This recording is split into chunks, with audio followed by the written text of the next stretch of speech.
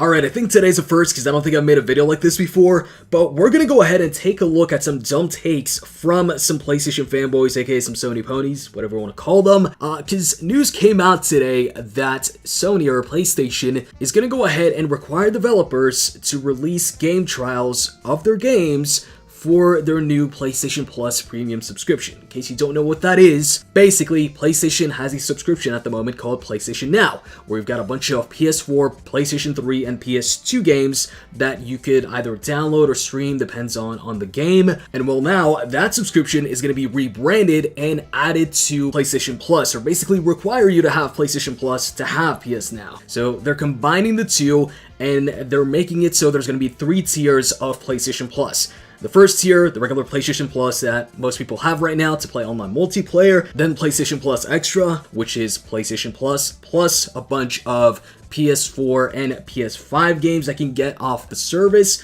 and then you've got PlayStation Plus Premium, which gives you even more games, adds some PS3 games that you can stream, and also some PSP games, and also game trials. Yes, game trials. But anyways, so we knew that there was going to be game trials in that highest tier subscription. Now news came out that it's going to be a requirement actually for developers if they want to get their game on PlayStation and their game is above $34, they're going to have to release a game trial for PlayStation Plus premium subscribers. Which my first reaction to that is, well, you know, paying for game trials sounds kind of stupid, but the thing is, if you were going to subscribe to the PlayStation Plus premium subscription anyways, like for the games or whatever, it's an added bonus. It's fine. It's cool. You know, you also get to try out some games now before you buy them. But of course, with that news came the Sony fanboys that like to take anything Sony does and twist it as this amazing thing that they're doing. So the first tweet right here, this one was from MBG. He's deleted the tweet now. I guess he figured out how stupid it sounded, but people saved it, thankfully. Here it is. He said, if this new report about Sony offering 2-hour trials on every game priced at $34 or higher on the PS Store for PS Premium is true, that is ridiculously pro-consumer and truly an insane value. Really? Do you not even realize what you're paying for in the highest tier of this subscription? You're paying for backwards compatibility. They're putting backwards compatibility for the PS3, PS2, and PSP games behind a yearly $120 paywall. How is that pro-consumer?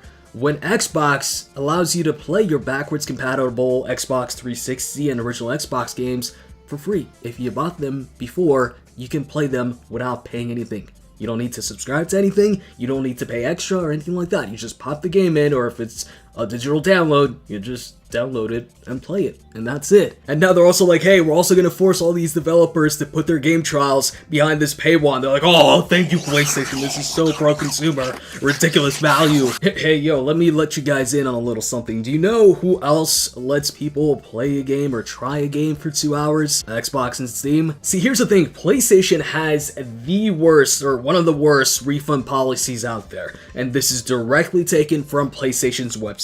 This is about returning digital games that you purchase from the store. It says, after purchasing this type of content through PlayStation Store, you have 14 days from purchase to request a refund. Alright, sounds not too bad. 14 days to request a refund. Here's where it gets really bad and stupid. If you have started to download or stream the purchased content, you will not be eligible for a refund unless the content is faulty.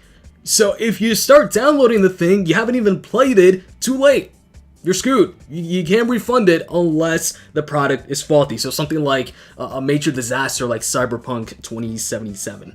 But in most cases, you're screwed as soon as you start downloading. 1%, oh, too late, shit, you can't refund it. So this game trials thing kind of makes up for it, but the problem is this game trials thing is now going to be behind a paywall, and it's the most expensive paywall on the PlayStation for $120 per year, and that's if you pay it yearly and not monthly, because in the case of monthly, it's even more expensive. On the other hand, on Xbox and Steam, for no subscription price, you don't need to be subscribed to Gamepass or Xbox Live Gold or anything like that. If you purchase a digital game, and as long as you play it for less than 2 hours, you can request a refund and get your money back. No subscription needed. So tell me, how is letting people play 2 hours of a game behind a $120 paywall pro-consumer and insane value? But anyways, that isn't even the worst tweet in my opinion.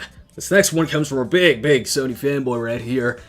this one actually contains some lies to try to make the service look better. So this tweet right here is somebody, quote, retweeting Dirt, who said Xbox players renting full games in Game Pass is bad, but PlayStation making their fan base pay $17.99 a month to play 2-hour demos is pro-consumer. I can't make up this foolishness up, even if I tried to. To which this guy, quote, retweets and says, so Game Pass costs more per year, rarely has content day and date with 300 games, versus PS Plus costs less, has all AAA games day and date ready for them to play in a 2-hour trial, plus 800 plus games to play, and somehow Sony's anti-consumer, y'all being weird on purpose. Alright, there's so much wrong in this tweet, I won't get into all of it in this video. Some of it, actually one part of it I will save for a future video, but we'll get through most of it. And if you can point out what's wrong with this in the comment section before I get into it, go ahead. We'll see if you get it all. Anyways,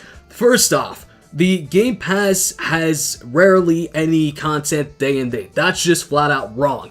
In May alone, so next month, they're gonna have 7 day and date games. And that's just in May. And I looked it up, for 2022, there's already 36 confirmed day 1 games on Game Pass, and those are only the confirmed ones, the ones that we know of, so there might be even more. So that right there, a lie. And then he says Game Pass has 300 games.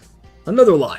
For comparing the top service versus the top service, because he's talking about the PS Plus Premium tier, if we're talking Game Pass Ultimate, as far as I know, has around 500 something games. So yeah, you're off by about 200 there. And then the funny thing is when it comes to the PlayStation games, he goes ahead and adds some games that aren't even there. Anyways, so he goes ahead and on the PlayStation Plus side says that PlayStation Plus has all AAA games day and date ready for them to play in a 2-hour trial. So basically he's saying that the required trials that PlayStation is going to require devs to have if their games are 34 or more, that they're going to all be day and date. Once again, another lie. Because the article itself that listed this, that, announced this news, says that developers have up to 3 months after release to post up or release their game trial. And yet this guy pulls out of his ass that these demos, these game trials are going to be available day 1 for every single AAA game. Once again, another lie. And then he says that they've got over 800 games on PlayStation Plus or PlayStation Plus Premium. Once again, another lie. I'm telling you, man, these ponies love to lie to make the precious PlayStation look good. A few months ago, one kid was trying to pretend like EA Play was part of PlayStation Plus. He was like, oh, PS Plus also includes... Oh, no, actually, not PS Plus, PS Now. He was like, oh, PS Now also includes EA Play, which is a total lie, by the way. But anyways, back on topic. If you go to the official announcement about the brand new rebranded PlayStation Now, it says that the PlayStation Plus Extra tier adds a catalog of up to 400 games, and then the PlayStation Plus Premium tier adds up to 340 games. So 400 plus 340, that's 740. That's less than 800. And not only that, but it says up to 400 and up to 340. So there's a chance that it's going to be less than that. Yet this guy claims more than 800 games. And that's something that I've been noticing lately is you'll have these PlayStation fanboys make these mini lies up, add a little to something about PlayStation to make it look better to people who don't know any better or maybe don't know the full facts. They'll lie about something that they think they can get away with. Anyways, this was fun. If you guys have any hypocritical or stupid tweets from Xbox or Sony ponies that you've seen, send them to me on Twitter and I might make a video about it. With that said, click the like button. See ya.